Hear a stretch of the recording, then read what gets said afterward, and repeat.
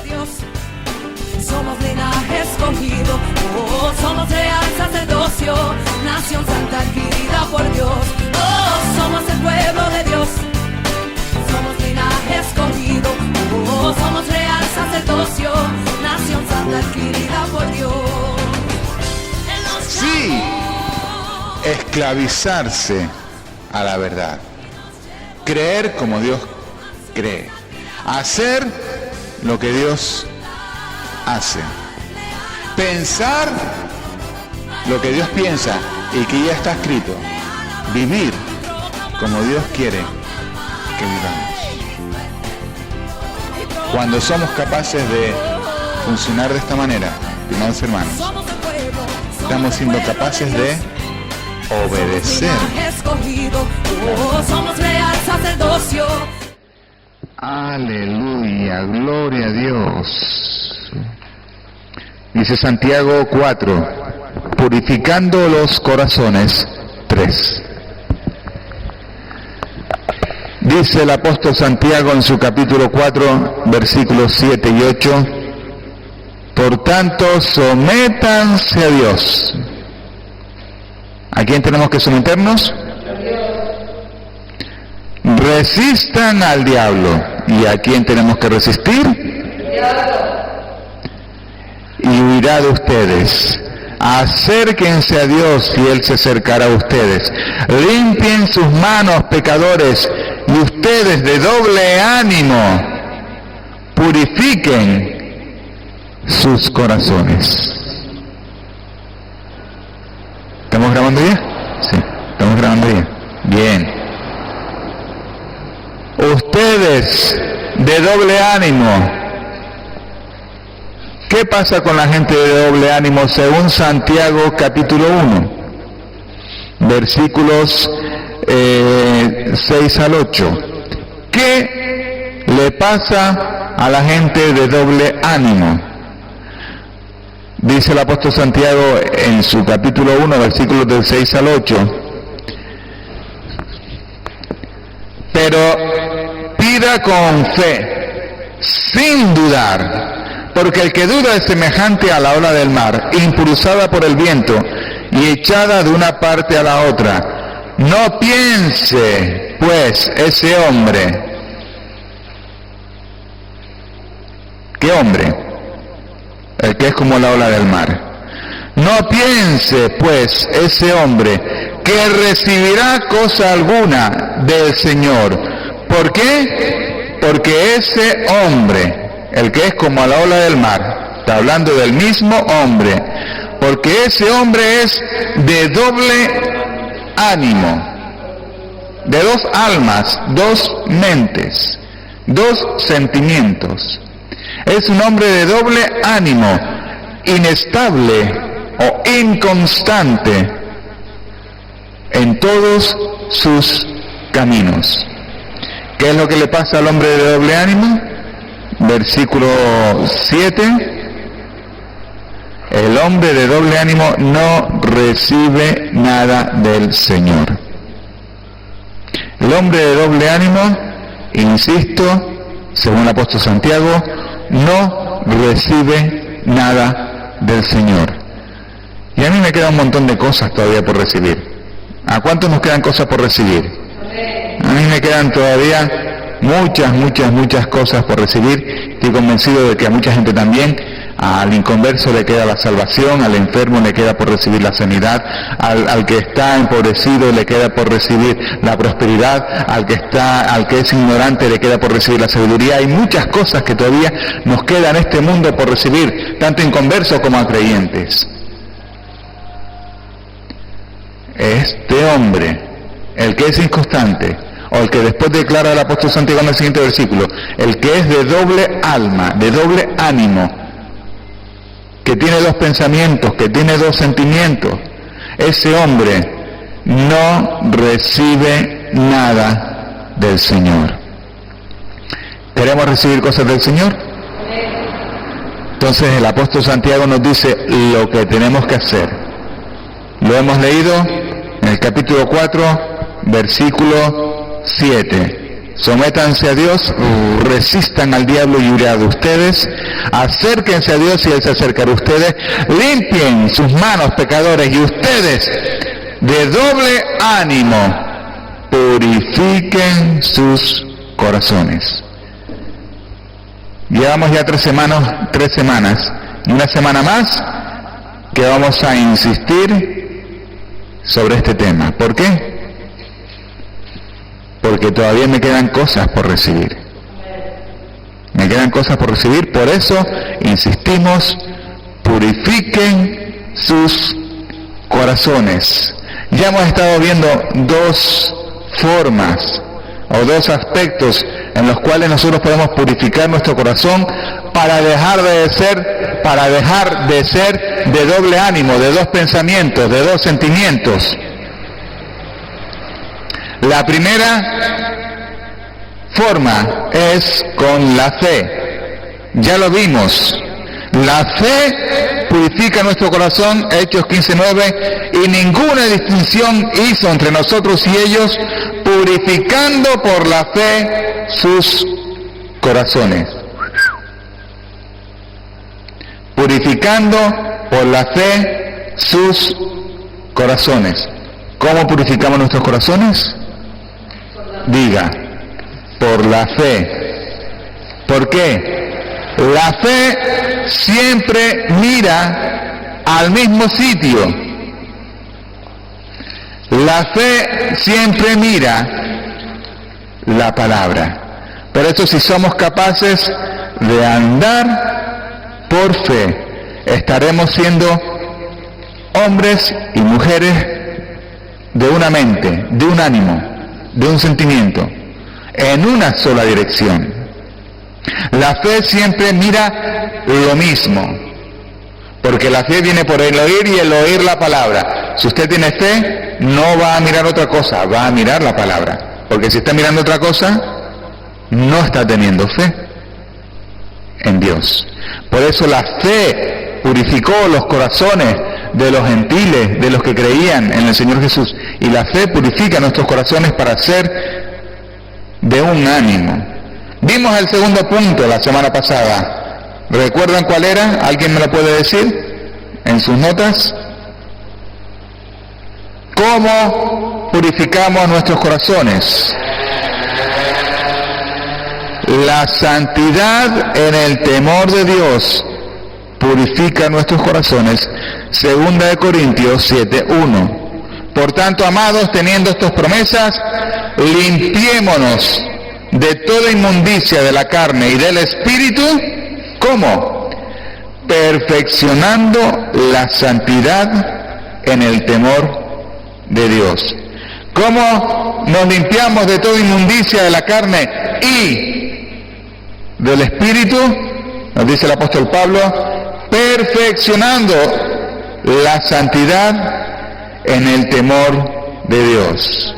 Y después de haber estado hablando de todo ello, podemos resumir el punto segundo, el que vimos la semana pasada, de que la santidad es estar centrado en ¿qué? En la voluntad de Dios. Si somos capaces de estar centrados en la santidad, somos capaces de estar centrados en la Dios. Ahí dejamos de ser gente de doble ánimo. Ahí somos, como Dios quiere, gente de una dirección, de un ánimo. ¿Cuál? La voluntad de Dios. Pero la voluntad de Dios puede cambiar. No. La voluntad de Dios, que además es buena, agradable y perfecta, si somos capaces de separarnos de la forma de pensar del mundo, para centrarnos en la voluntad de Dios, que es lo bueno y lo agradable y lo perfecto, estaremos siempre andando en la misma dirección. Por eso la santidad nos limpia de la inmundicia de la carne y del espíritu. Decía Romanos 12:2, ¿dónde está? Lo perdí, un momentito. No, Hebreos 12:1 y 2. Por tanto, puesto que tenemos en derredor nuestro tan grande nube de testigos, despojémonos. Hay que hacer lo mismo, limpiarse, despojarse. ¿De qué? De todo peso y del pecado que tan fácilmente nos envuelve. Y corramos con paciencia la carrera que tenemos por delante, puestos los ojos en Jesús. Si ponemos los ojos en Jesús y corremos esa carrera, será mucho más fácil despojarnos del pecado y del peso que nos asedia. Una buena forma, entonces, de ser santo en el temor del Señor es poner los ojos en Jesús. Si hacemos la voluntad de Dios, estimados hermanos, estaremos perfeccionando la santidad que ya tenemos de parte de Dios en nosotros, y estaremos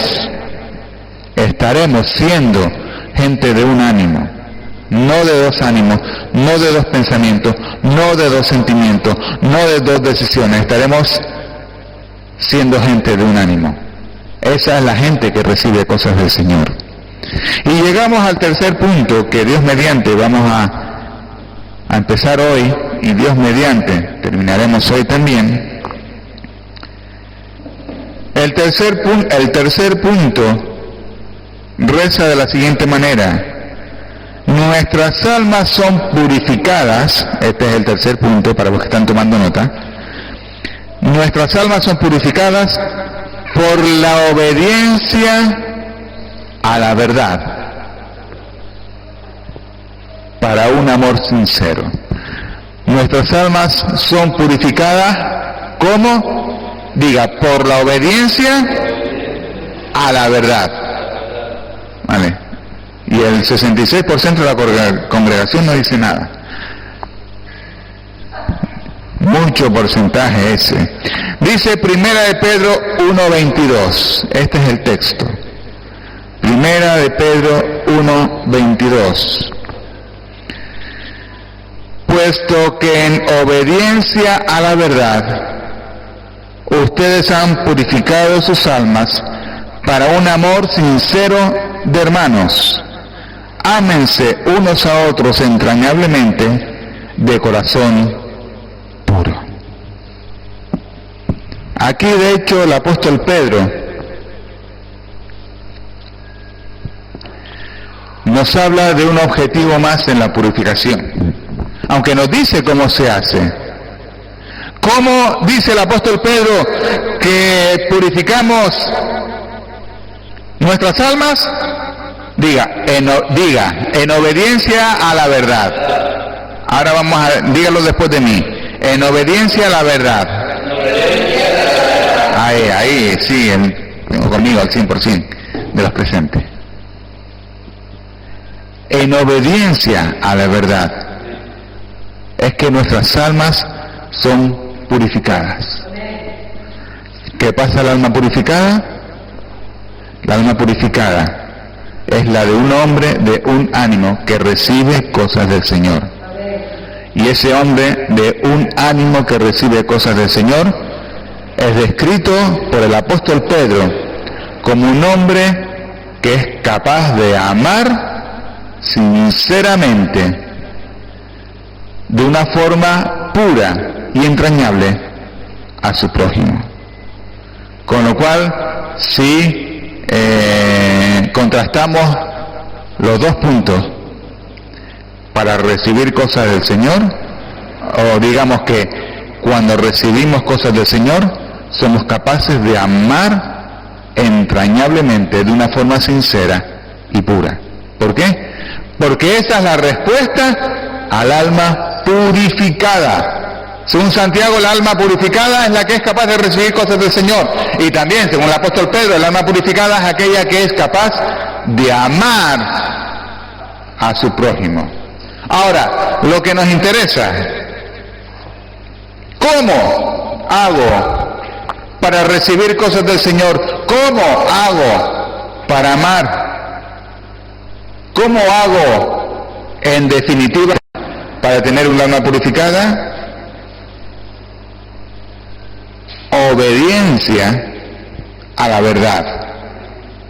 Y la verdad, estimados hermanos, para ya ir entrando en el tema, ¿cuántas verdades hay? Ya está, ya me chafaron el siguiente punto. La verdad es una, es literalmente como lo tengo escrito en mis apuntes. No, ya estamos de lleno en la carne de este punto. La verdad es una. No existe mi verdad, ni su verdad, ni la verdad del otro, ni la verdad del juez, ni la verdad del testigo. La verdad, diga conmigo, la verdad es una. Otra cosa es como usted lo perciba. Otra cosa es si usted la tiene o no la tiene. Otra cosa es cómo es su realidad.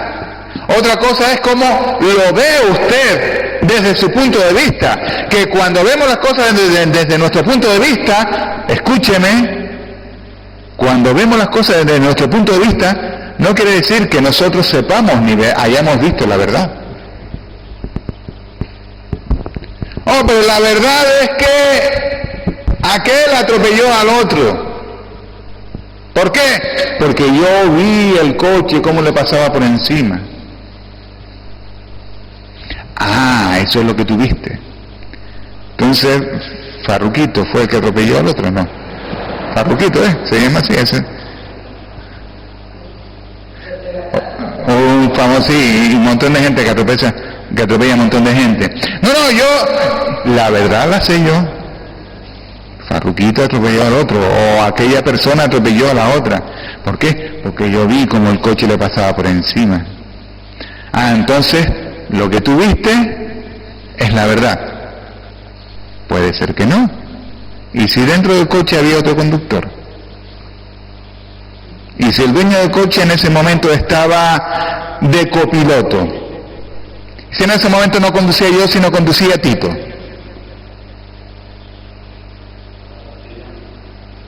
¿Por qué?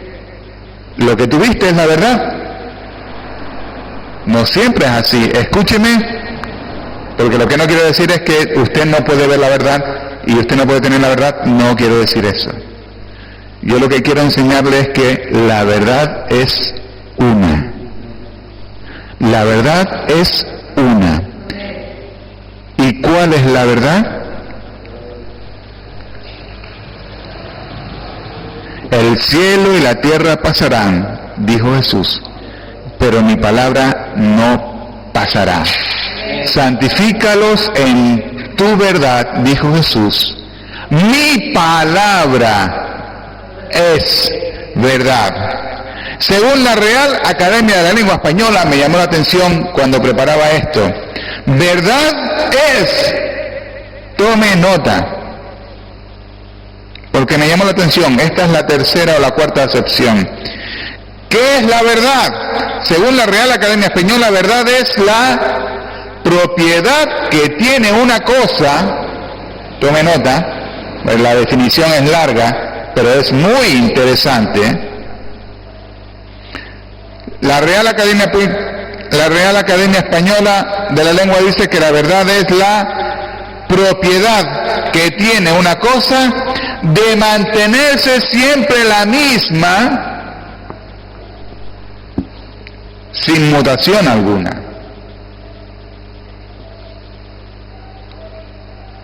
Usted puede ir a la RAE y confirmar la definición que le estoy dando, que a mí me llamó la atención. Verdad es y comienza la definición, propiedad que tiene una cosa de mantenerse siempre la misma, sin mutación alguna, sin mutación, sin cambio, sin mutación alguna, sin ningún tipo de cambio. Y es que hasta la Real Academia de la Lengua Española viene a ratificar lo que el Señor Jesús dijo en Mateo 24:35.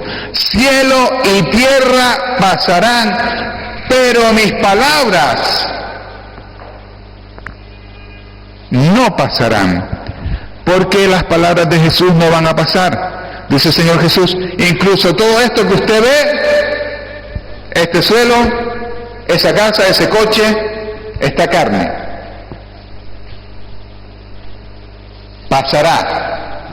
Pero en su comienzo tendrá un final. ¿Y sabes qué es lo que va a permanecer desde antes y hasta después de todo esto que vemos? Mi palabra, dijo el Señor Jesús, no pasará. ¿Cómo es posible que no pase la palabra? Porque según la Real Academia de la Lengua Española, la verdad es aquello que no cambia, que si tienen la propiedad de mantenerse siempre igual. Y el Señor Jesús dijo, santifícalos en tu verdad, tu palabra es verdad. ¿Cuál es la verdad? ¿Dónde está la verdad? La verdad está en la palabra. Nuestra carne no es la verdad, porque no siempre es la misma. No tiene esa propiedad de la verdad. Nuestras emociones no son siempre la verdad. ¿Por qué? Porque nuestras emociones no tienen esa propiedad siempre las mismas. Nuestros pensamientos, inclusive, no tienen por qué ser siempre la verdad. Si son los pensamientos de Dios, sí. Pero nuestros pensamientos no tienen por qué ser la verdad. No, yo lo vi, yo lo escuché, yo pienso que no son la verdad cuando cambian. No es un principio que vemos solo en la palabra, en la Biblia, que ya lo estamos viendo, ¿verdad? Hay una, y es la palabra de Dios. Sino que según la definición de la Real Academia de la Lengua Española, la verdad tiene esa propiedad. No cambia, no muta. Es, y siempre es. Por lo tanto, mírese a sí mismo y diga, este cuerpo no es la verdad. Yo además lo digo contento. Este cuerpo no es la verdad, estas emociones, estos pensamientos que no son de Dios. Estamos hablando de lo que no es de Dios, no es la verdad, porque eso cambia, puede cambiar, puede cambiar. Cuando hablamos de la verdad, hablamos de algo que es superior al hombre, superior a su experiencia, superior a la ciencia, superior a su inteligencia, superior a su conocimiento.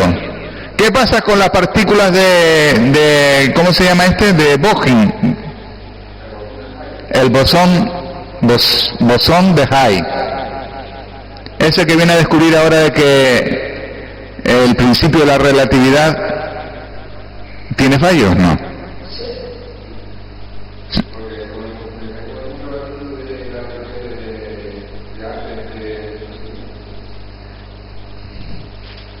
Que según los últimos descubrimientos, según la ciencia, aquello que nos daban por cierto en el colegio y que nosotros estudiamos pensando que era ciencia y que era la verdad, nuevos descubrimientos van diciendo, bueno, lo que enseñamos en aquel tiempo no es exactamente como lo que enseñamos en aquel tiempo, vamos a cambiar un poquito, porque ahora hemos descubierto algo nuevo que viene a demostrarnos que lo que pensábamos antes no era del todo cierto.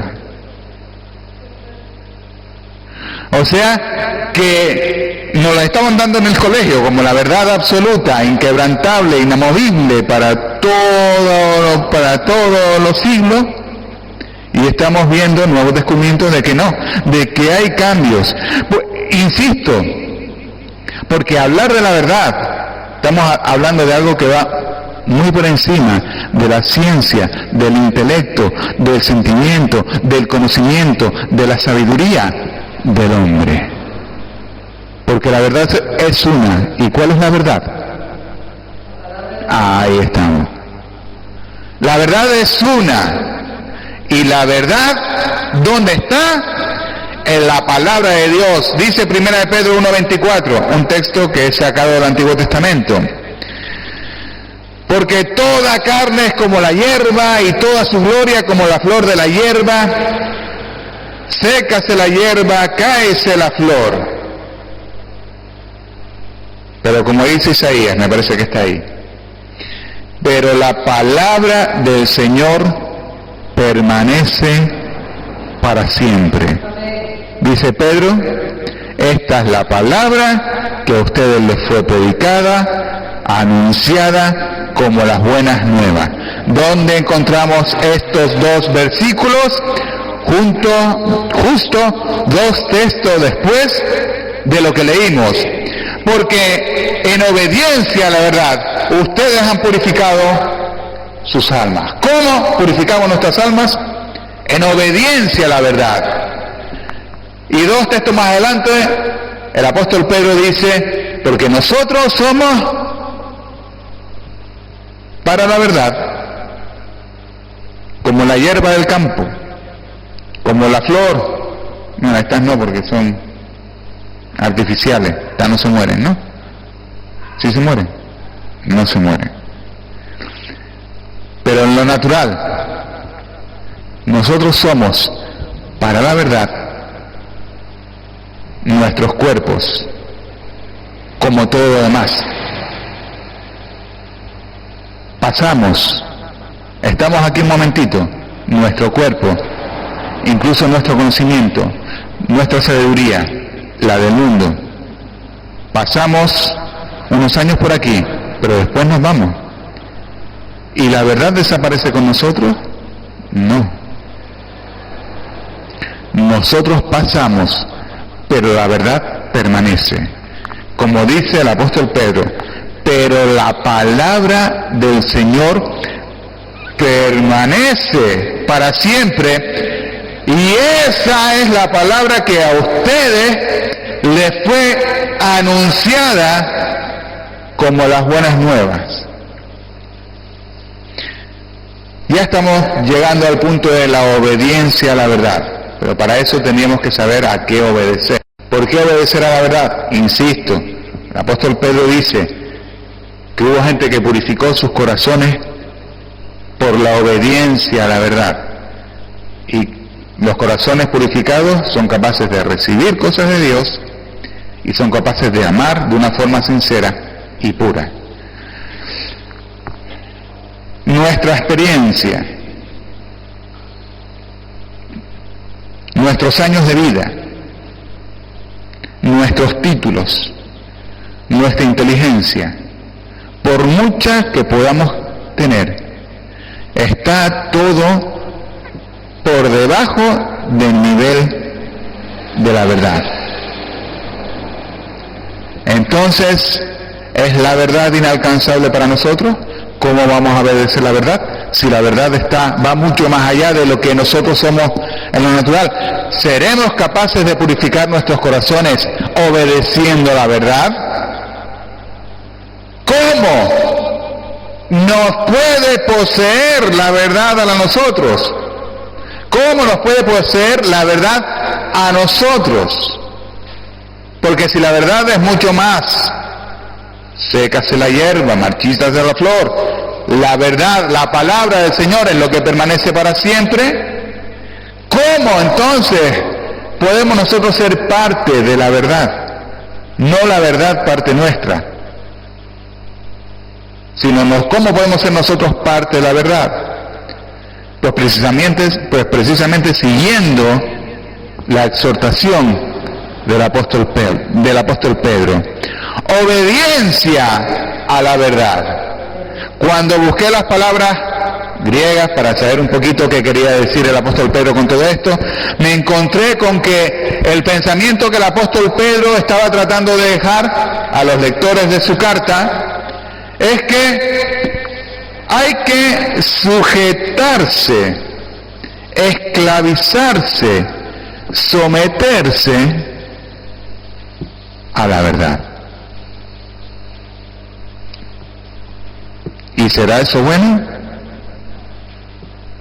Si eso purifica mi corazón, si eso con un corazón puro hace que yo pueda recibir las cosas de Dios y amar de una forma entrañable y pura a mi prójimo, esto que parece sujetarme esclavizarme, someterme. ¿A qué? A la verdad. Esto purifica nuestras almas y hace que estemos preparados para recibir cosas de Dios. Si no hay obediencia a la verdad, no hay sujeción a la palabra, no estamos, lo que quiere decir esa palabra griega, esclavizados a la palabra, si no estamos sometidos a la palabra, mis hermanos, ¿qué nos asegura? Que tenemos la verdad y que podemos recibir cosas de Dios. Nada. Porque precisamente la palabra, nosotros no enseñamos a la palabra lo que tiene que decir. Nosotros no enseñamos a Dios, no enseñamos a la palabra cómo tienen que ser las cosas, sino que es la palabra la que nos enseña a nosotros, y es ahí donde tenemos que aprender nosotros a obedecer a la palabra. Cuando la palabra nos enseña, obedecer a la palabra es someterte, esclavizarte, sujetarte a lo que la palabra nos está enseñando. Cuando nosotros somos capaces de obedecer a la palabra, estamos siendo enseñados por la palabra, y la palabra nos enseña cómo tenemos que hablar, cómo tenemos que sentir, cómo tenemos que vivir, cómo tenemos que pensar, cómo tenemos que amar, cómo. Todo nos enseña la palabra, cómo tenemos que perdonar, cómo podemos vivir en santidad, cómo podemos honrar a Dios, cómo podemos vivir en el temor de Dios. La palabra nos enseña todo. Cómo hablar, cómo sentir, cómo vivir, cómo pensar. Todo lo demás que hemos visto. Todo eso, la palabra lo declara y lo enseña, y ya está aquí. Diga, todo eso lo tengo en mi mano. Diga, aquí tengo la lección que me enseña cómo vivir, cómo hablar, cómo comportarme. Incluso aquí tengo en mi mano la lección que me enseña cómo tengo que pensar, inclusive para comérsela, ¿no? Ahora, que esté aquí no quiere decir que yo esté obedeciendo a la verdad. ¿Cuándo sí entro en ese nivel de obedecer a la verdad? Ya vimos lo que significan las palabras griegas. Cuando yo me sujeto, cuando yo me esclavizo, cuando yo me someto a lo que aquí dice, yo estoy obedeciendo a la verdad. Y déjeme decirle, mucha gente dice que las matemáticas o que la ciencia o que la contabilidad es una ciencia exacta. ¿Qué es eso? Que es una ciencia que declara la verdad, que no se equivoca. Se habla de la contabilidad, aquellos que tuvimos la oportunidad de, por lo menos, empezar la carrera. La contabilidad es una ciencia exacta, nos enseñan. Porque son números, son sumas, restas, pones aquí, pones allá, pones en este balance, pones en esta columna, pones en este apartado, vas sumando por aquí, vas sumando por allá, y la contabilidad es una ciencia exacta. Y a mí me lo confirmó cuando yo se lo comenté a mi padre y me dijo, sí, la contabilidad es una ciencia exacta porque dice exactamente lo que tú quieras decir.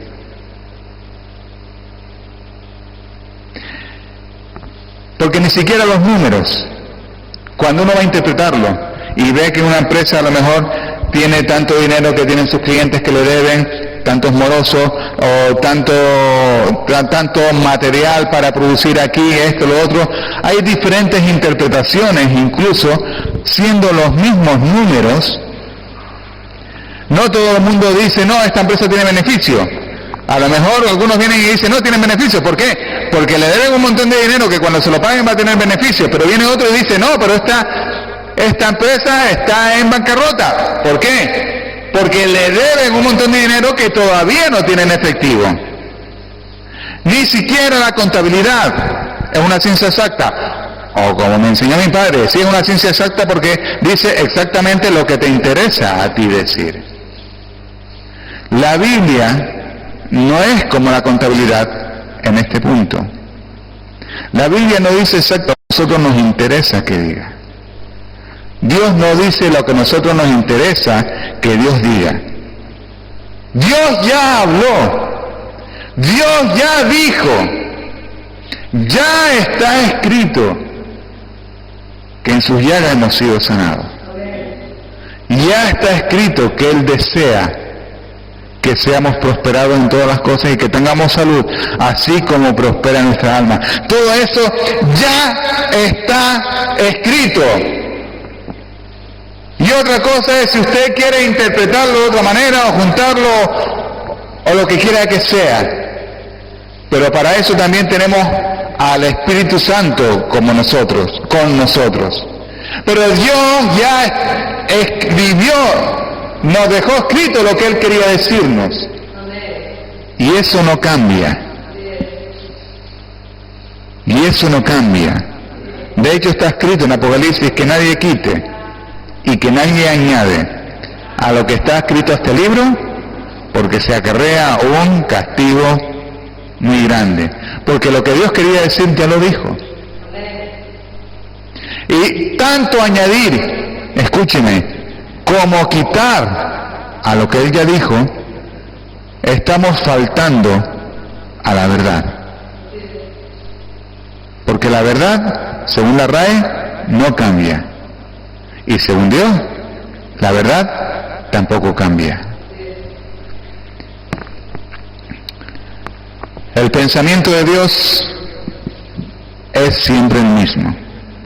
La palabra de Dios es siempre la misma. Y ya está escrita. No cambia. Someternos pues a la verdad, estimados hermanos, sujetarnos, esclavizarnos, obedecer la verdad, en este punto, es creer, hacer y pensar como Dios piensa. Esclavizarnos a la palabra de Dios es creer lo que Dios cree. Hacer lo que Dios hace. Pensar como Dios piensa. Vivir como Dios quiere que vivamos. Eso es, sí, esclavizarse a la verdad. Creer como Dios cree. Hacer lo que Dios hace. Pensar lo que Dios piensa y que ya está escrito. Vivir como Dios quiere que vivamos. Cuando somos capaces de funcionar de esta manera, estimados hermanos, estamos siendo capaces de obedecer la verdad. Yo pensé que obedecer la verdad era solamente escucharla y... Es pensar, es creer, es vivir como Dios quiere que vivamos.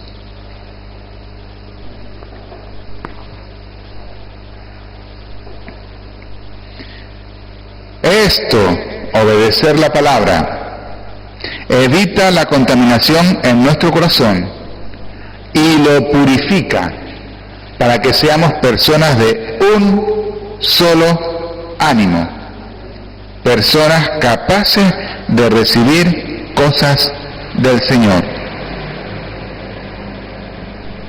Primera de Pedro 1:22, ahí comenzamos este tercer punto. Puesto que en obediencia a la verdad ustedes han purificado sus almas, lo han hecho para un amor sincero de hermanos, ámense unos a otros entrañablemente de corazón puro. Uno de los propósitos, 1 Pedro 1:22, uno de los propósitos de obedecer la verdad, insisto, es a lo que nos viene, es para purificar nuestros corazones. Pero ¿qué pasa con el corazón purificado? Dice el apóstol Pedro,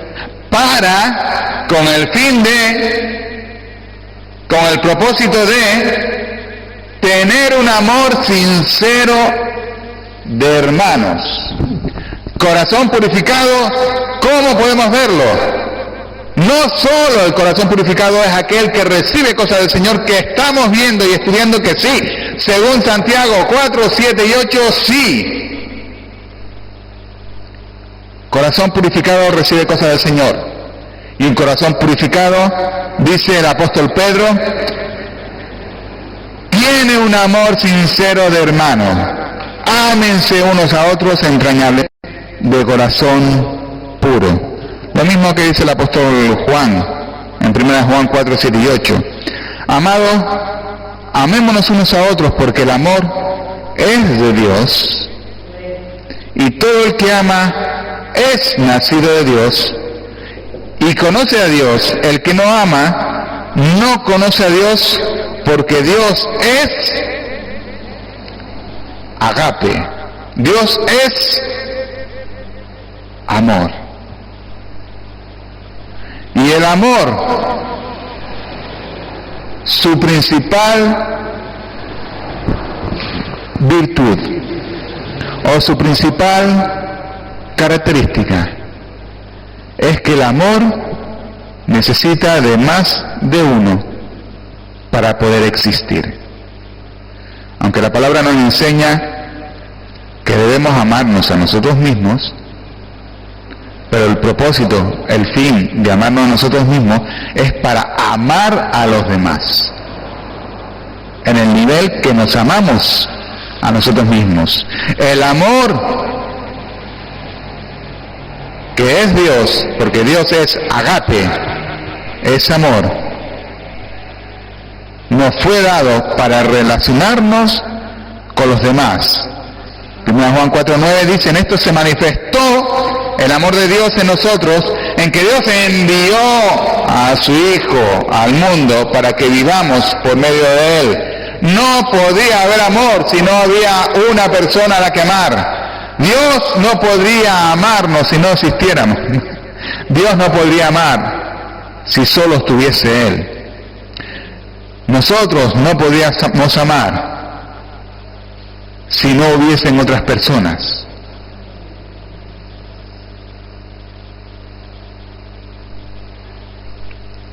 Y el amor del que habla el apóstol Juan, el amor del que habla el apóstol Pedro en 1 de Pedro 1, es el amor agape de Dios, que es siempre un amor sincero y puro, bien descrito en 1 de Corintios capítulo 13, versículos del 4 al 8.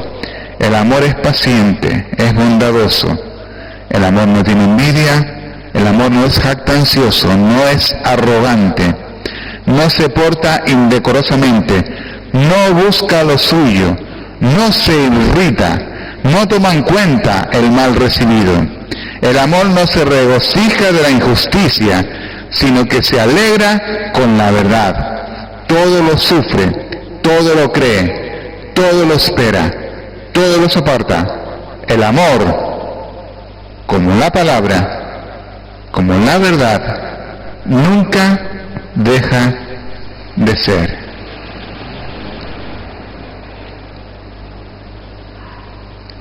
Un corazón puro ama como Dios, o sea, busca el bien del otro por encima de su propia comodidad. Y insisto, uno de los resultados, una de las consecuencias de sujetarnos, esclavizarnos y someternos a la verdad, que es la palabra de Dios, es que podremos amar como Dios nos amó a nosotros. Podremos amar como la Biblia describe que es el amor de Dios. ¿Estamos de acuerdo con esto? ¿Enseña eso la palabra? ¿Lo recibió usted? Pues hay más cosas que todavía podemos recibir de parte de Dios, como empezamos con esta reunión. A un servidor le queda todavía un montón de cosas que recibir de parte del Señor. Y yo las quiero recibir. ¿Qué tengo que hacer según hemos estado viendo en estos 4 últimos cultos? Tengo que purificar mi corazón. ¿Cómo? Con la fe, con la santidad en el temor de Dios y con la obediencia a la verdad. ¿Cómo recibo cosas del Señor? Purificando mi corazón. ¿Cómo purifico mi corazón? Decimos 1, con la fe. A ver, decimos 1, con la fe.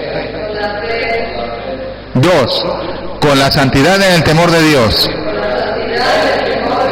3, en obediencia a la verdad. Creamos lo que dice la palabra, esclavicémonos a la palabra. No es tan importante, como dice la canción, lo que podamos sentir, lo que podamos experimentar, lo que podamos estar incluso viviendo a nivel natural, tiempo de crisis, la lluvia, el dolor de estómago. Hay una verdad, eso cambia, el dolor de estómago cambia, la crisis cambia. Pero hay algo que no cambia nunca, y es la verdad. La exhortación del apóstol Pedro: esclavicémonos, sometámonos, sujetémonos a la palabra de Dios. Así podremos ver cosas de Dios. Como concluimos la semana pasada, Ezequiel 36, del 25 al 27, entonces los rociaré con agua limpia y quedarán limpios. De toda su inmundicia y de todos sus ídolos los limpiaré.